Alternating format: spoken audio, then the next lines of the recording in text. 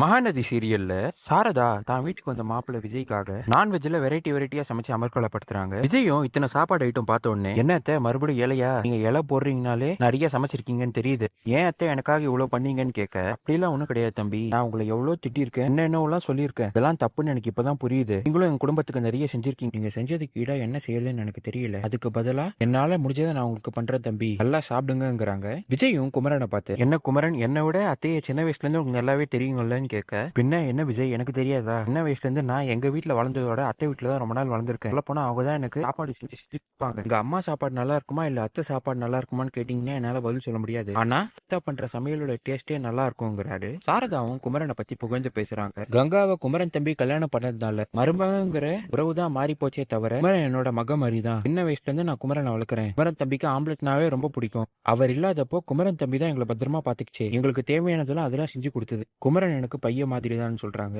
விஜயும் எனக்கும் என்னன்னு தெரியல அத்தை, உங்களை பார்க்க எனக்கு ஒரு அம்மா ஃபீலிங் தான் வருது, எங்க அம்மா என்ன எப்படி கவனிச்சுப்பாங்களோ அதே மாதிரி தான் நீங்களும் என்ன பாத்துக்கிறீங்க அப்படின்னு சொல்ல, சாரதா அபி நீங்களும் எனக்கு ஒரு பையன் மாதிரி தான், குமரன் மூத்த பையன், நீங்க என்னோட 2வது பையன் சொல்லி சந்தோஷமா பேசிட்டு இருக்காங்க. சாரதா குமரன் கிட்ட கொஞ்சம் போயிட்டு வரீங்களான்னு கேட்க, இங்க வந்த கங்கா, அம்மா அவர் இங்க இல்ல, ஏதோ வேலைன்னு வெளியே போயிருக்காரு, சும்மா அவரே கடைக்கு அனுப்பாத, என்ன புதுசா எல்லாத்துக்கும் அவரே வேலை வாங்குற, அவர் எங்கேயும் அனுப்பாதமாங்கிறாங்க. சாரதாவும் கங்கா கிட்ட, கங்கா விஜய் தம்பி ரொம்பவே நீ சந்தோஷப்பட்டது, பண்ண சாப்பாடு எல்லாமே பிடிச்சிருந்துச்சா, தம்பியும் என் அம்மா மாதிரி இருக்கீங்கன்னு சொல்லுச்சு, நம்ம தான் இந்த தம்பியை தேவையில்லாம கஷ்டப்படுத்திட்டோம், இப்பதான் இந்த தம்பியை பத்தி நம்மளுக்கு தெரியுதுன்னு சொல்ல, கேட்ட இந்த கங்காவோ, போதும் உங்களோட மாப்பிள்ளை புராணத்தை பாடுறதை நிறுத்துங்க, அம்மா இதுக்கு எத்தாலும் விஜய் அப்படி பண்ணிட்ட விஜய் இப்படி பண்ணிட்டான்னு சொல்லிட்டு இருக்காதீங்க, நீங்க சொன்ன மாதிரியே விஜய் ஒரு பணக்காரரா தான் இருந்தாரு, ஆனா அவர் இப்போ ஒண்ணுமே கிடையாது, பணக்கார வாழ்க்கைலாம் அவர் விட்டு போயிடுச்சு, அவரே நம்ம கிட்ட கையேந்திர நிலைமையில தான் அவரே வந்திருக்காரு அப்படின்னு விஜயை பத்தி மோசமா பேசிட்டு இருக்க. இது கேட்டு இந்த காவேரிக்கு கோவம் வந்துருது. அக்கா ஒரு நிமிஷம் நிப்பாட்டு, என்ன பேசுற நீ பேசுறதுலாம் நான் கேட்டுட்டு தான் இருந்தேன், என் புருஷன் பணக்காரத்தான், எனக்காக எவ்வளவு செலவு செஞ்சாருன்னு எனக்கு மட்டும்தான் தெரியும், பணத்தை வாரி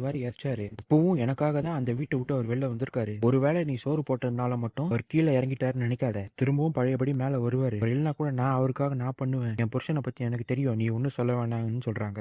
அடுத்த நாள் விஜய் சாரதாவையும் காவேரியும் அழைச்சுக்கிட்டு பார்க்ல ஜாகிங் போலான்னு கூட்டிட்டு வராரு. காவேரியை ஒரு ரவுண்டு கூட்டிட்டு போய் உட்கார வச்சுட்டு, அத்தை நீங்க வாங்க நம்ம ஜாகிங் போலான்னு போயிட்டு இருக்க. சாரதாவும் தன்னோட கஷ்டத்தை விஜய் கிட்ட சொல்றாங்க. கொடைக்கானல இருக்கும்போது எனக்கு எந்த கஷ்டமும் தெரியல தம்பி, இப்போ நாங்க சென்னைன்னு வேற ஊருக்கு வந்துட்டோம், உங்க வீட்டையும் ஒருத்த அபகரிச்சுக்கிட்டா, இப்போ எனக்கு எந்த சொந்தமும் இல்லையேன்னு நினைக்கும் போது தான் ரொம்ப வருத்தமா இருக்கு தம்பின்னு சொல்ல, விஜயும் தன்னோட மனசுல அத்தைக்கு நம்ம ஏதாச்சும் உதவி செய்யணும்னு அவங்களோட வீட்டை திரும்ப அவங்களுக்கே கிடைக்கிற மாதிரி நம்ம ஏதாச்சும் பண்ணோம்னு மனசுல நினைக்கிறாரு.